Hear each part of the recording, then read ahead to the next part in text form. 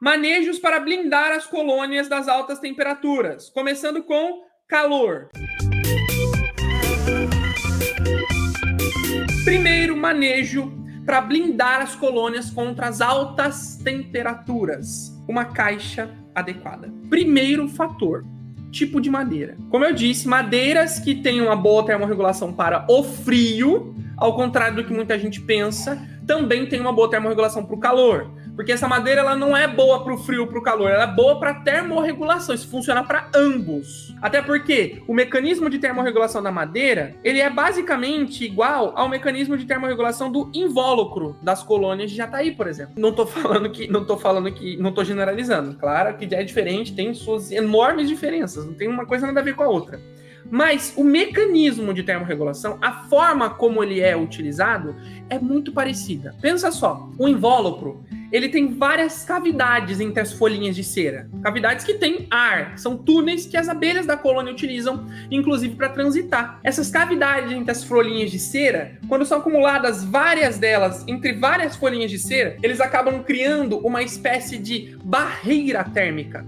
São vários, entre aspas, isolantes térmicos, mantas térmicas que são colocadas entre vários espaços diferentes. Cada uma dessas mantas térmicas tem o potencial de barrar a temperatura por um tempo. Então vamos supor que existem 10 barreiras térmicas entre a parte externa e a parte interna de um ninho de abelha sem ferrão, onde a cada barreira térmica, mais ou menos 1 ou 2 graus de temperatura são preservados do interior para o exterior.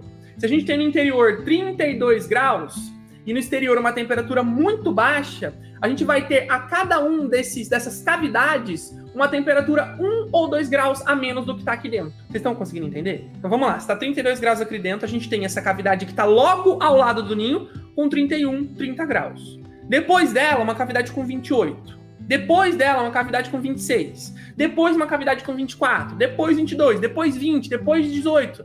Depois, 16. Depois, 14. Depois, 12. Depois, 10. E aí chega no ambiente externo. Essas cavidades termorreguladoras, elas fazem com que a temperatura do interior seja mais fácil de ser mantida. Afinal, a temperatura de 32 graus, ela não está batalhando com a temperatura de 10 graus que está no exterior. Ela está batalhando com a temperatura que está logo ao lado dela, que é 30 graus. Então são vários, entre aspas, isolantes térmicos que ajudam essa temperatura a ser mantida ali dentro. Isso funciona para o calor. Se está muito quente fora e a temperatura precisa ser mantida a 30 graus e está 38 graus fora, esses isolantes térmicos vão fazer com que esses 38 não tenham que batalhar com esses 30 que estão aqui dentro. Esses 30 vão ter que, no máximo, batalhar com 31 ou 30,5 graus, que estão na próxima cavidade. O invólucro ele funciona dessa forma.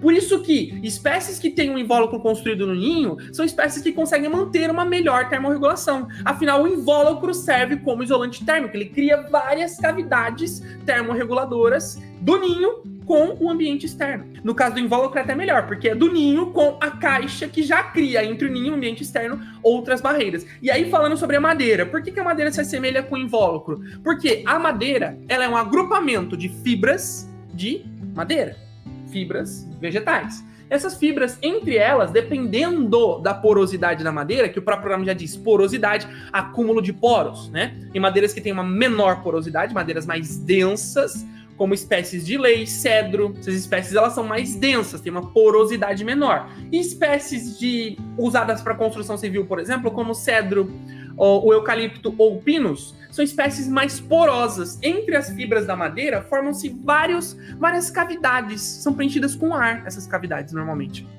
Então, essas fibras com várias cavidades no interior, elas funcionam como as paredes do invólucro e as cavidades termorreguladoras. Então a gente tem para as colônias que tem uma madeira boa, um tipo de madeira bom, basicamente um invólucro, entre aspas, entre o ambiente externo e o interior do ninho dessas colônias.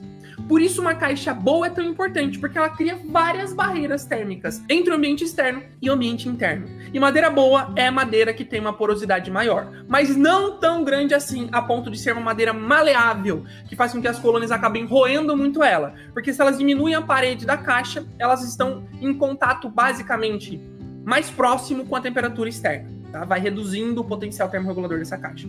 Tem que ser cedro e eucalipto são os melhores. Existem outras, mas essas são as mais conhecidas. Entendemos sobre o tipo de madeira. Segundo fator com relação à caixa que a gente vai pegar boa para regular o calor é a espessura. Eu já falei para vocês sobre a importância da espessura, mas eu vou explicar aqui o porquê é importante essa espessura. Falei sobre essas camadas da fibra da madeira, não falei? Então, pois bem, uma caixa que tem 2 centímetros de espessura de parede, ela tem um número X de camadas protetoras termorreguladoras do ambiente externo para o interno. Uma caixa que tem uma espessura de 4 centímetros, ela tem o dobro, se for a mesma madeira, de camadas protetoras entre ambiente externo e ambiente interno. Logo, qual dessas caixas vai ser mais termorreguladora? Tendo em vista que cada cavidade tem o potencial de regular alguns milésimos de grau de temperatura. A gente tem metade da eficiência de termorregulação, a gente tem metade da proporção de termorregulação. Então, se a caixa de 4 centímetros consegue regular bem a temperatura de uma colônia, até temperaturas como 5, 10 graus, uma caixa que tem metade dessa espessura vai conseguir regular até uns 15. Ela perde metade do potencial de termorregulação dela, se perde metade da espessura. Ela ganha o dobro do potencial de termorregulação dela, se ela ganha o dobro de espessura. Por isso mesmo, a espessura da madeira é muito importante. Quanto mais espessa, quanto mais próxima dos 4 centímetros, que seria o mais usual para a produção de caixas, melhor.